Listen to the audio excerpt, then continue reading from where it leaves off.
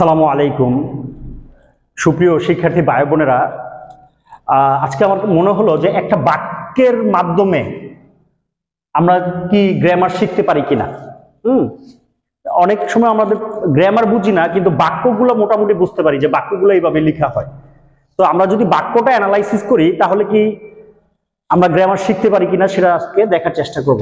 যেমন একটা বাক্য দেখা যাক, হি গোজ দেয়ার, সে সেখানে যায়, with a view to helping the poor, গরিবদেরকে সাহায্য করার, উইথ এ ভিউ টু মানে কি উদ্দেশ্যে।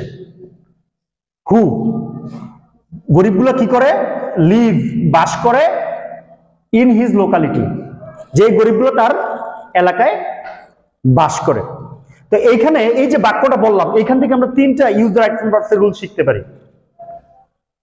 যেরকম হি, আমরা জানি হি থার্ড পারসন সিঙ্গুলার, কারণ আমরা জানি থার্ড পারসন সিঙ্গুলার হলে যে কোনো একটা নাম, যেহেতু ছেলে এই জন্য হি হইছে, মেয়ে হইলে কি হইতো সি, বস্তু হইলে ইট হইতো। আর যেগুলো আমরা গণতে পারি না, আনকাউন্টেবল নাউন, এগুলো হলো থার্ড পারসন সিঙ্গুলার। আর থার্ড পারসন সিঙ্গুলার হলে ভার্বের শেষে আমরা কি করি, এস বাই এস যোগ করি, হি গোজ দেয়ার। এখানে আরেকটা জিনিস জানা যায় ইউজার অ্যাকশন ভার্ব ছাড়াও, এই দেয়ারটা কিন্তু একটা অ্যাডভার্ব।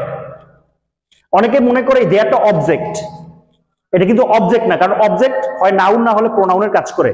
কিন্তু গোজ, দেয়ার, হেয়ার এই শব্দগুলো কিন্তু অ্যাডভার্ব।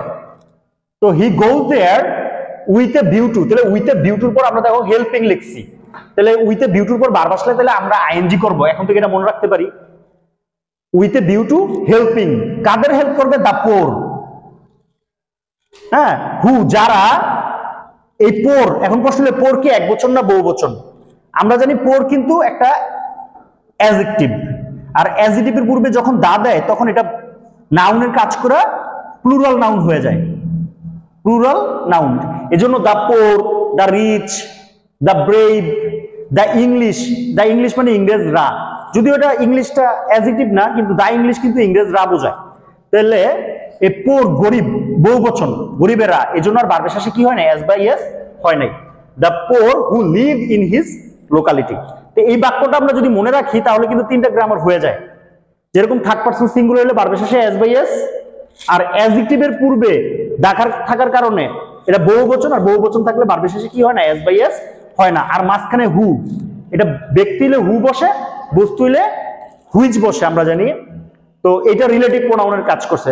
যদিও এখানে ইউজার অ্যাকশন ভার্বসের আমরা তিনটা নিয়ম বলতেছি, কিন্তু গ্রামারের অনেক কিছু এখান থেকে আমরা জানতে পারতেছি। যে দেয়ারটা হইলো অ্যাডভার্ব, হুটা দুই সাবজেক্ট এবং ভার্বের মাঝ থাকার কারণে এটা রিলেটিভ প্রোনাউনের কাজ করতেছে। তো এই বাক্যটাকে অ্যানালাইসিস করলে অনেকগুলো গ্রামার আমাদের সামনে উঠে আসে। তাছাড়া আমরা জানতে পারলাম উইথ এ ভিউ টুর পর ভার্বের সাথে আইএনজি হয়, কিন্তু শুধু টু এর পর কিন্তু ভার্বের প্রথম রূপ হয়।